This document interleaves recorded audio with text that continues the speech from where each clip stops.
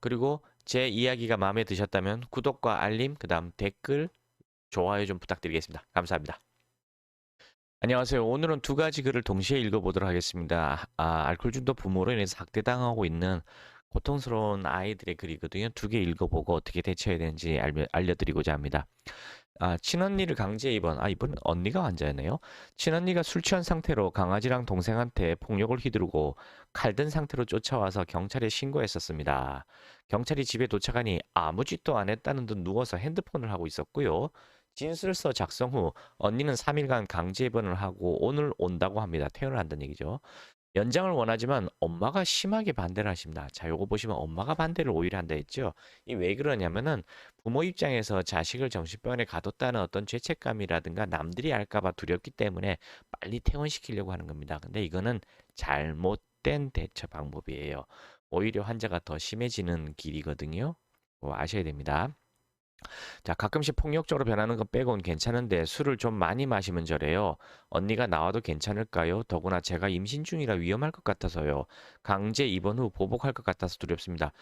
여동생이 임신을 해서 엄마랑 산다. 그렇다면 이 상황이 어떻게 되는 거죠?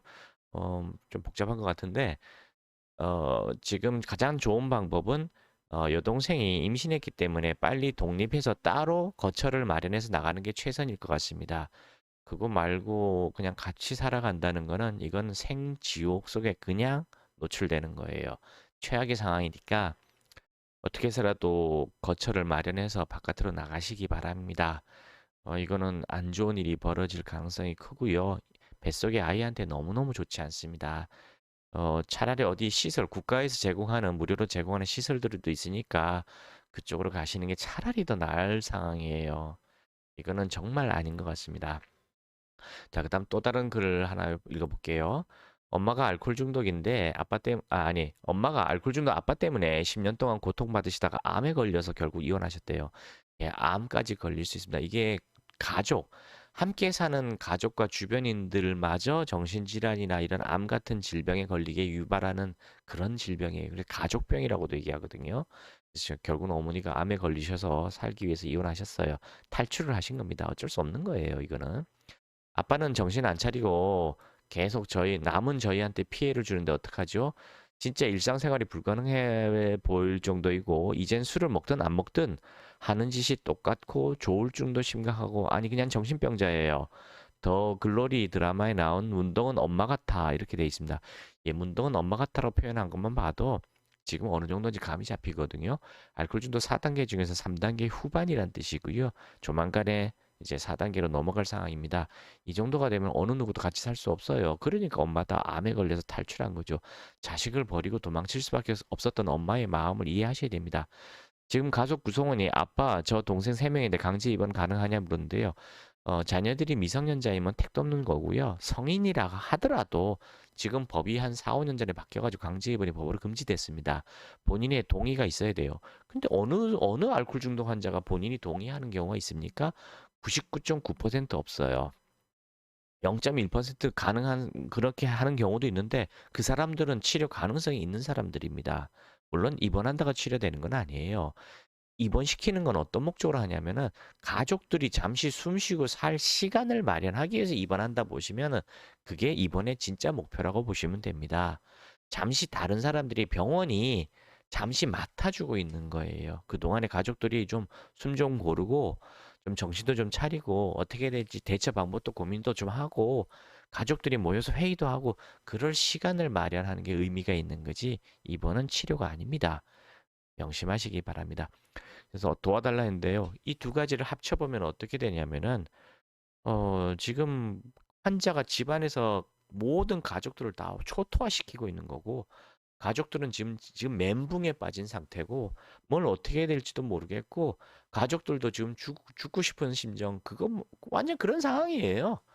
뭘 어떻게 해야 될지도 모르는 그런 파탄난 상황입니다. 어떻게 해야 될지 제가 방법을 알려드리겠습니다.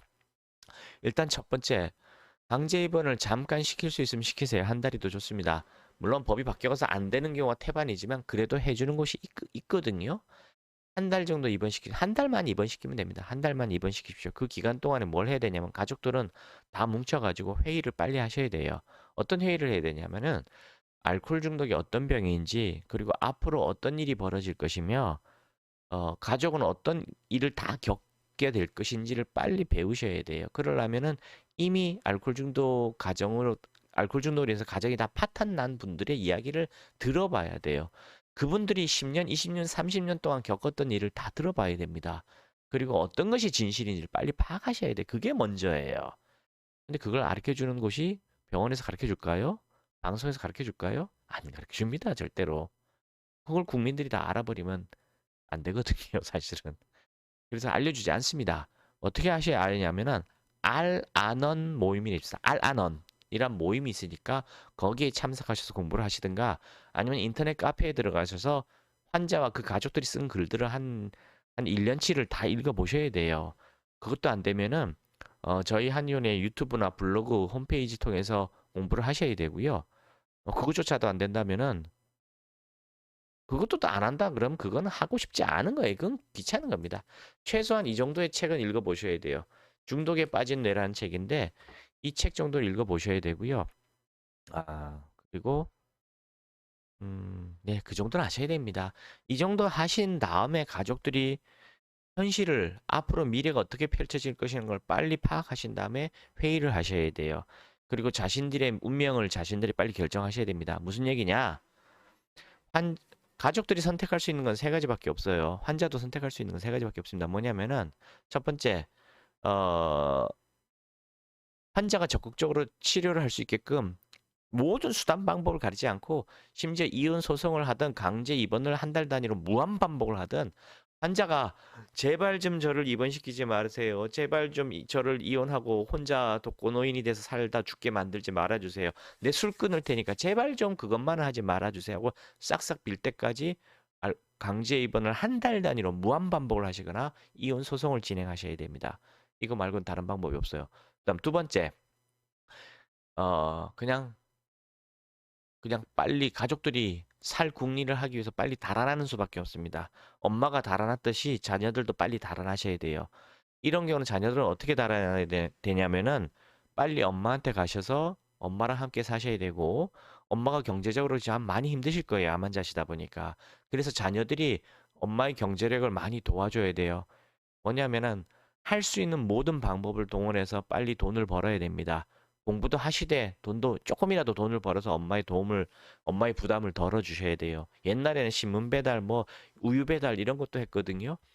지금은 시대가 달라져서 어떻게 바뀌었는지 모르겠으나 수단 방법을 가르지 말고 돈을 벌 수 있는 방법을 찾으셔야 됩니다. 그리고 학교 진로를 어떻게 결정하셔야 되냐면은 기숙사, 장학금, 취직이 잘 되는 그 세 가지가 보장이 되는 그런 곳으로 가셔야 됩니다. 다른 친구들하고 비교하시거나 불평불만 가져서는 안 돼요. 살기 위해서 무조건 그 길을 찾아야 됩니다. 그러려면은 학교 선생님의 적극적인 도움을 받아야 돼요. 그런 정보는 누가 제일 많이 갖고 있어요? 학교 선생님이거든. 그 다음에 사회복지사나 주민센터의 그 상담 선생님들이 있거든요. 복지과에 그런 분들의 도움을 받아서 우리나라에서 지원해주는 지원금들이 많아요. 그걸 어떻게 해서도 다 받아 타먹어야 됩니다. 그렇게 해서 엄마의 경제력에 부담을 줄여주면서 엄마하고 사셔야 돼요. 만약에 엄마도 그런 분이 안 된다. 엄마도 엉망진창이다. 그러면은 진짜 어렵습니다. 진짜 어려워도 어떻게라도 탈출해야 돼요. 죽기 아니면 까무러치기로 탈출하셔서 빨리 경제적인 독립을 빨리 이루셔야 됩니다. 그래야만 탈출이 가능해요. 경제적인 독립이 안 되는 이상 탈출이 불가능해요. 그래서 이런 어려움을 학교 선생님한테 또 그다음에 주민센터 복지과 선생님한테 도움을 청해야 됩니다. 이거 어린 자녀가 감당할 수 없어요. 만약 성인이라면은 알아서 무슨 짓을 하더라도 돈을 빨리 버셔야 됩니다.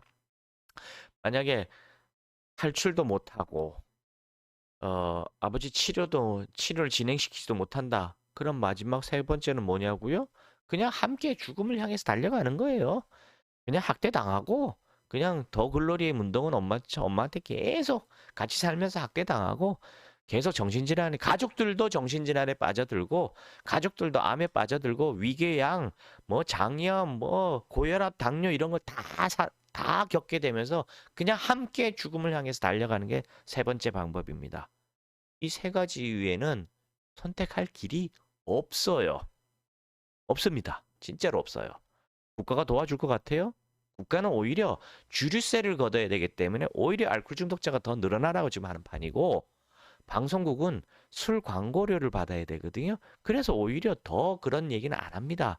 반대로 혼술 장려 마케팅을 하고 10대, 20대들한테 술을 더 먹으라고 술 광고만 열심히 합니다. 왜 그러냐고요? 지금 10년 전부터 웰빙 문화를 통해서 중장년층이 술, 담배를 줄여버렸어요. 건강을 위해서 오래 살려고. 그러다 보니까 술과 담배에 의해서 들어오는 세금이 확 줄어버렸습니다. 그래서 10년 전에 담배값은 2,500원짜리를 2,000원의 세금을 왕창 붙여가지고 4,500원으로 올려버렸어요. 그러면 담배 소비가 좀 줄지 않을까 이런 생각도 했는데 오히려 줄었다가 다시 원상태로 복귀했지요. 그래서 담배세는 왕창 걷게 되었습니다. 근데 술은요, 그렇게 술 주류세를 안 늘려버렸어요. 근데 술 매출은 그대로거든요. 그걸 어떻게 했냐면은, 자, 중장년층은 술을 안 먹겠다고 이제 머리가 똑똑해져가지고 술 안 먹겠다고 벗어나 버렸는데 어떻게 했냐? 그럼 10대 아이들에게 술은 좋은 거라고 가르쳐가지고 10대 아이들을 빨리 알코올 중독자로 만들자 해서 한 게 뭐였냐면 핑크색 캔소주였어요. 그 다음에 뭐 캐릭터 탈을 쓰고 살짝이 죄예요 이런 술 광고를 하거나 뭐 코끼리가 뿌뿌 춤추고 이게 음료수인지 술인지 알 수 없는 그런 광고를 막 때려 부었습니다. 그리고 코로나가 터지자 코로나에 딱 어울리는 술이 혼술이라고 하면서 혼술 장려를 했고 그 이후로 드라마 TVN에서 혼술 남녀란 드라마를 방영하고 그게 또 히트치니까 예능 프로에서 혼술에 어울리는 술 뭐야 안주 만드는 방법 혼술에 뭐가 좋냐 계속해서 혼술을 젊은 아이들의 특권이냐 젊은 층의 특권이고 합리적이고 가성비가 높고 만취해서 쓰러져도 방바닥에서 안전하니까 여자아이들한테 딱 어울리는 음주법이다라고 하면서 혼술을 마구마구 장려했습니다. 그 결과 한 7, 8년 만에 지금 20대 알코올 중독 환자가 미친 듯이 폭증하고 있고요. 결국 주류세가 늘어나게 된 겁니다. 주류세 확보가 늘어났죠. 그게 지금 우리나라가 하는 짓이에요. 마약 판매상하고 다를 게 없습니다. 똑같아요. 방송에서 이런 얘기를 안 해줍니다. 그러니까 여러분들이 더 이상 속지 마시고 술을 멀리 하셔야 돼요. 특히 이 자녀들은요, 이 알코올 중독이 대물림 되는 병이거든요. 여동생도 마찬가지. 부모 형제 중에 또는 가까운 조부모나 친인척 중에 알코올 중독 환자가 있거나 또는 술을 거의 안 마시고 술을 싫어하시는 분들이 많다면은 그분들 유전자가 알코올 중독에 빠지기 쉬운 유전자입니다. 즉, 알코올이 해독이 잘 안 되는 사람들이거든요.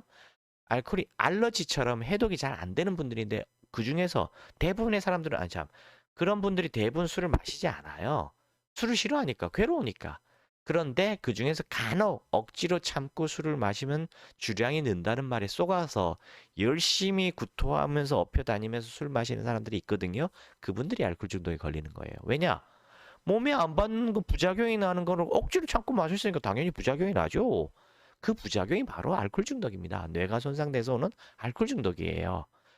고등어 먹으면 두드러기가 부작용으로 나타나는 거고 땅콩 먹으면 숨이 막혀서 기도가 오그라들어가지고 숨이 막혀 죽는 그런 부작용이 나는 사람이 있고 코로나 백신 맞았더니 뇌출혈로 사망하고 심장염으로 사망하는 그런 사람이 있었고 또 복숭아 먹으면 뭐 띵띵 붓고 난리가 나는 사람들이 있죠. 또는 뭘 잘못 먹으면 장에서 알러지가 나서 설사 쫙쫙 하는 사람들이 있습니다. 그거 다 알러지예요. 근데 그 사람들이 억지로 참고 먹나요? 안 먹잖아. 병원에서도 먹지 말라고 하니까 안 먹잖아.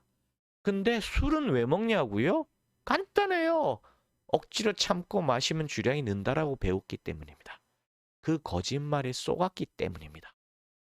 주량이 늘긴 늘어요. 왜냐하면 알코올은 중독성 약물이기 때문에 또는 알코올이든 약이기 때문에 내성이 생기거든요. 그래서 먹다 보면 자꾸자꾸 주량이 늘어납니다. 근데 문제는 뇌 손상이 오면서 알코올 중독에 빠진단 말이에요. 술은 마약하고 똑같습니다. 향정신성 의약품이고 일종 발암물질이고 사실은 마약하고 똑같은 거예요. 근데 희석된 마약인 거죠. 알코올은 그만큼 중독성이 강력한 아주 아주 강력한 마약입니다. 그거를 참고 마시면 는다라고 얘기해 줬거든요. 마약도 참고 먹으면 늘어요. 당연한 거예요. 근데 중독에 빠진다는 걸 안 가르쳐 준 거잖아요. 술도 참고 마시면 중독에 빠진다는 얘기를 안 해준 겁니다. 그래서 유전적으로 알코올이 몸에 받지 않는 알러지 반응을 일으키는 사람들이 있는데 그중에서 일부가 거짓말에 속아서 억지로 참고 마시다가 알코올 중독자가 되는 거예요. 여기 아버지도 그렇고 여기 언니도 누나도 그렇습니다. 따라서 이 글을 쓰신 자녀와 형제들은 절대로 술 마시면 안 돼요. 왜냐면 유전은 자기한테도 됐을 가능성이 크거든요. 그리고 미래의 자녀들한테도 마찬가지입니다. 술 마시면 안 돼요. 유전되기 때문입니다. 근데 이런 얘기를 국가가 방송이 심지어 병원에서도 알려주지 않습니다. 그냥 의지 탓이라고만 이야기해요. 왜 그러냐고요? 돈 때문에. 그러니 속지 마시기 바랍니다.